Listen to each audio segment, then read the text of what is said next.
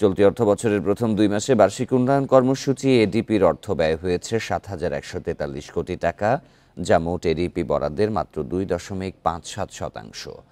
বাস্তবায়নের এই হার এ পর্যন্ত সর্বনিম্ন। এডিপি বাস্তবায়নের হালনাগাদ তথ্য প্রকাশ করেছে আইএমইডি।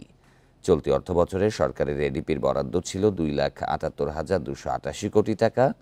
তথ্য অনুযায়ী জুলাই আগস্টে সরকারি তহবিল থেকে ব্যয় হয়েছে ৩,২৪১ কোটি টাকা, যা তহবিল বরাদ্দের ১.৬৯%। এর আগে কোনো অর্থবছরই জুলাই আগস্ট মাসে এত কম অর্থ ব্যয় হয়নি।